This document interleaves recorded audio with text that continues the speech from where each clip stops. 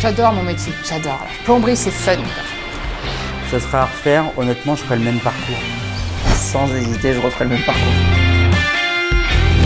Le conseil que je donnerais à un jeune qui a envie de partir dans le bâtiment, c'est de foncer. C'est un métier très complet.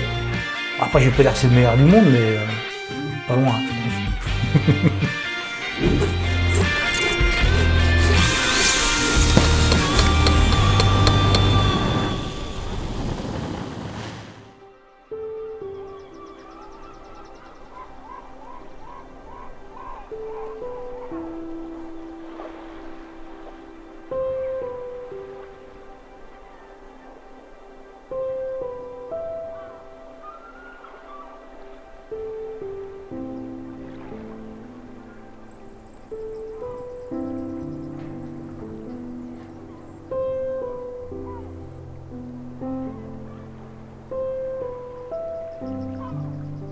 Je m'appelle Ingrid Desmonnets, j'ai 45 ans, fraîchement 45 ans. Je suis plombière chauffagiste sur l'île d'Ouessant, dans le Finistère, au bout du bout. Une fois qu'il n'y a plus de terre, une fois qu'on a passé Rennes, qu'on a passé Brest, qu'on a passé Le Conquet, on prend le bateau et au bout d'une heure et quart, on arrive sur l'île d'Ouessant.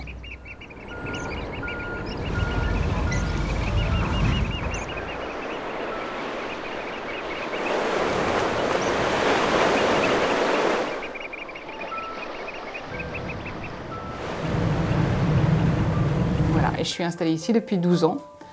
Et ça fait maintenant 5 ans que je suis à mon compte.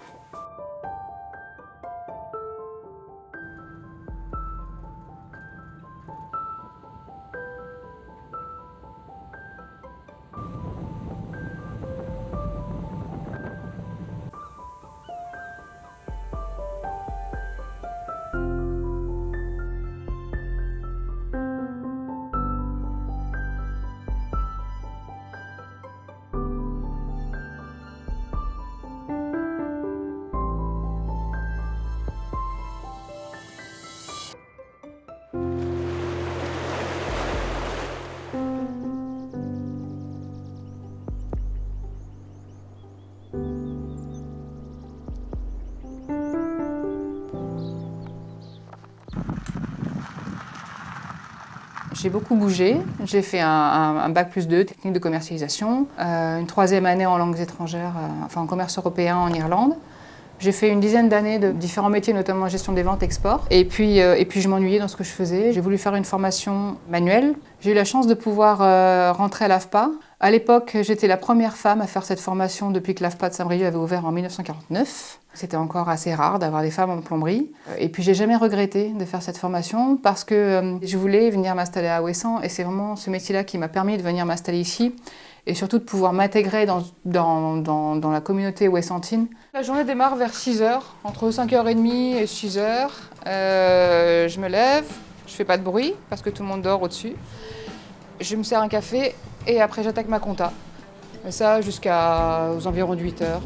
Après, je m'occupe de mon fils.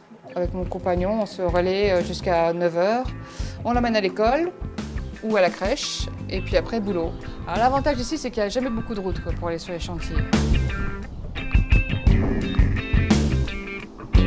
Je ne vais jamais sur le continent pour rechercher mon matériel. Je passe toutes mes commandes sur Internet le matin en démarrant ma journée. Tout ce qui est petit matériel va même généralement arriver par Chronopost, Colissimo, donc directement chez moi. Et puis pour tout ce qui est plus gros matériel, ça passe par le bateau et c'est déchargé à la gare maritime. Et puis je vais à la gare maritime, donc chercher mon matériel quand ça arrive. Moi, à ce jour, en 5 ans d'activité, j'ai 420 clients à peu près. C'est-à-dire 420 foyers ou groupes parce que, par exemple, je travaille pas mal pour la mairie aussi et l'ensemble des bâtiments communaux. En fait, le bateau de passagers qu'on voit là peut, dans sa cale, charger plusieurs containers et du coup amener aussi de la marchandise. Donc, tout est mis en vrac dans les containers et puis après on récupère. Alors c'est sorti des containers pour être chargé à l'intérieur dans l'entrepôt. Et après, il y a des horaires de récupération. Tout le frais est récupéré par les supérettes, les restaurants, à 11h à l'arrivée du bateau, entre 11h et midi, grosso modo. Après 14h, 15h, c'est le créneau pour les professionnels. Et puis au-delà de 15h, c'est pour les particuliers. Quand je me suis mise à mon compte, donc je suis dans ma 6e année, ça faisait déjà 6 ans que j'étais employée à Ouessant par une boîte qui fait plomberie, électricité, électroménager. Mais du coup, je connaissais déjà bien mon territoire, je connaissais déjà très bien la manière dont l'activité se faisait ici. Et puis j'avais 10 ans d'expérience, donc j'avais aussi acquis la capacité de pouvoir gérer seule des chantiers et pouvoir anticiper mes commandes, gérer mes stocks. Et donc ça a été une espèce d'évidence et un cheminement assez facile à décider, puis après à mettre en place. Alors l'île d'Ouessant, c'est 1500 hectares, c'est une communauté entière avec tous les services. On a une veto, une pharmacie, la plupart des corps de métier sont représentés. J'étais aussi consciente que j'allais être encore plus interpellée tout le temps. J'en reviens à ça, mais ici le mélange de genres est très fort, donc on quitte jamais vraiment l'habit de plombière pour passer à l'habit civil, quoi. Mais ça faisait pas peur, quoi.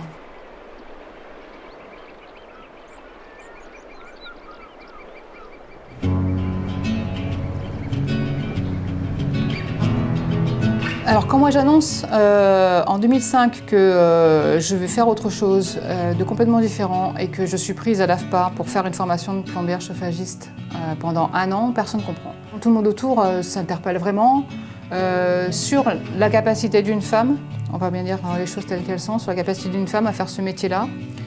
Sur le fait que pourquoi, alors que j'ai un bac+3, que je parle 4 langues, je pars sur la plomberie et chauffage. Et voilà, et ils se disent à un moment juste, elle pète un câble, quoi. Il va être temps qu'elle se pose un peu là et que ça va pas bien dans sa tête, quoi. Et puis, en fait, j'ai eu la chance, on était 16 à l'AFPA, j'étais avec 15 gars et j'étais avec 15 amours, j'étais avec 15 mecs qui m'ont soutenue du début à la fin. Et s'ils n'avaient pas été là, je pense que j'aurais pas fini la formation. Parce qu'il y avait forcément des moments de doute. Quand on est une femme, qu'on a été élevée comme une fille, qu'on ne se destinait pas du tout à des métiers de bricolage, qu'on n'était pas intéressé, qu'on ne nous intéressait pas. On n'est pas sur flexible, on est sur du rigide, soudé. Donc je vais couper les alimentations et mettre des raccords olives pour pouvoir passer en flexible et mettre un mitigeur plus récent. Tout ça, en fait, on l'a pas à ce sens-là. Qu'un homme a peut-être plus dès le départ, ce genre de connaissances, elles sont presque, je ne vais pas dire qu'elles sont innées, mais en tout cas, elles sont déjà incluses dans l'éducation, quelque part, pour beaucoup. Plein de gens qui ne savent rien faire de leurs mains, mais un homme va beaucoup plus se faire confiance sur ce qu'il va faire. Une femme va émettre toujours des réserves de est-ce que je vais être capable de... Donc on va plus se poser de questions probablement, et ça rajoute un peu des freins. Il y a des moments qui sont difficiles, mais c'est vrai que généralement, une femme qui est dans le bâtiment, elle l'a choisi. Elle a fait l'effort de se diriger dans cette voie-là, elle a généralement bien réfléchi son projet et elle a envie.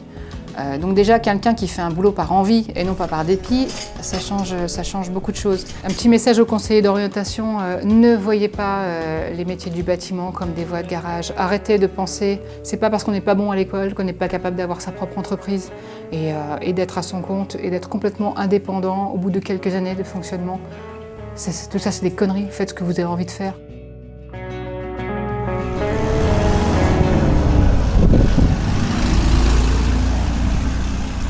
Alors mon camion, j'ai fait le choix de ne pas faire de rangement en fait, ou d'aménagement, ce qui me permet de le vider en 10 minutes. Ça ne se voit pas, mais c'est possible. Et puis de pouvoir rentrer n'importe quoi dedans, en fait, tout rentre dans ce camion, c'est miraculeux. Moi, pour le moment, mon atelier, il est attenant à ma maison. Il fait 12 mètres carrés. Il est beaucoup trop petit. Je ne peux pas approcher mon fourgon. J'espère pouvoir construire un atelier d'une taille adaptée, plus adaptée, d'une 40aine de mètres carrés dans les mois qui viennent.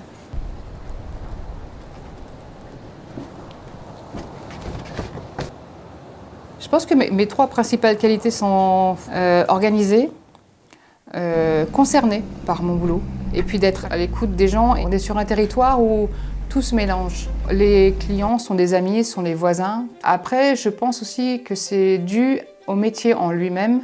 On n'est pas simplement là pour changer un robinet, changer un chauffe-eau, refaire une salle de bain. Il y a une dimension très, très intimiste aussi, le fait de rentrer chez les gens. On est au plus près voilà, de tout ce qu'ils sont, et de ce qu'ils sont dans leur vie, de ce qu'ils peuvent vivre aussi les uns avec les autres dans leur foyer. Et ça, c'est une dimension qui pour moi est très importante ici et je suis très respectueuse de ça.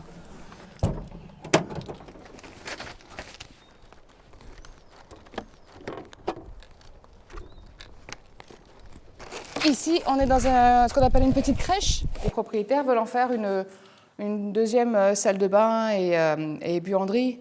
C'est vrai que les maisons ici à Ouessant, il y a pas mal de maisons secondaires, ce qui fait qu'on a peu d'habitants pendant une grosse période de l'année, et puis ou par 2, 3, puis d'un coup les petits-enfants viennent et il y a beaucoup de monde. Donc les gens aiment bien avoir une deuxième salle de bain quand ils le peuvent pour désengorger un petit peu leur maison principale.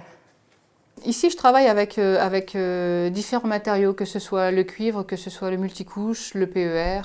Comme je fais beaucoup de rénovations, suivant l'état général de la maison, l'avancée des travaux, si on est sur une maison qui est vraiment complètement finie et impeccable, je ne vais pas arriver avec le chalumeau et le cuivre.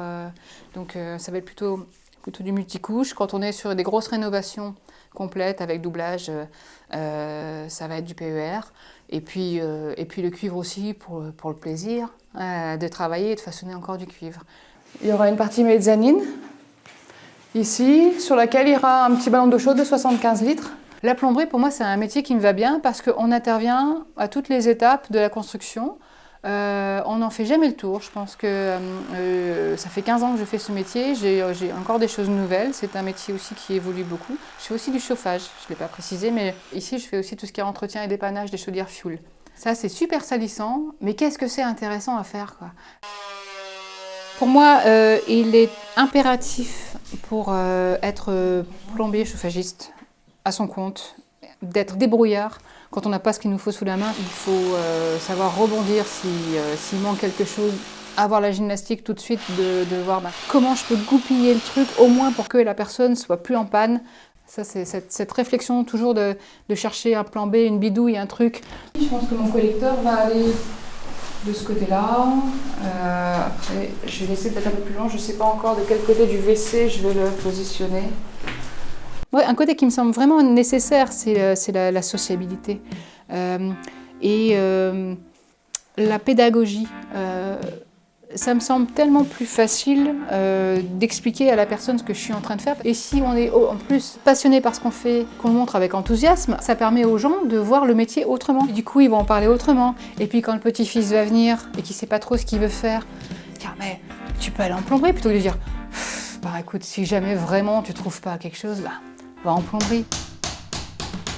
Et il y a aussi voilà, ce côté de se dire à la fin de la journée qu'on a apporté quelque chose, qu'on a fait quelque chose d'important, en tout cas utile à la communauté. C'est très gratifiant de se sentir utile et de faire partie d'un ensemble. J'aime quand je pousse la porte, je dis « Ah, notre sauveuse !»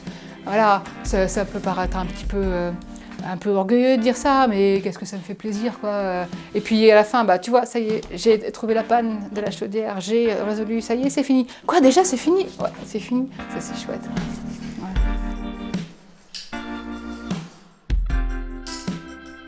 Moi, je l'adore, mon métier. Même si j'en chie, même si des fois c'est dur, même si des fois je rentre et je pue le fioul et j'ai les doigts tout noirs, mais qu'est-ce que j'aime mon boulot, quoi. C'est quoi le meilleur métier du monde? C'est celui dans lequel tu te fais plaisir, quoi. C'est celui qu'on a choisi. L'idéal serait que chacun trouve son meilleur métier du monde. Bon, bah c'est pas le tout, les gars, mais moi j'ai du boulot. Hein. Je vais continuer ma journée. Je vais continuer mon bout de route sur mon caillou. Je vous souhaite une bonne continuation et puis je vous dis à bientôt, les bichons.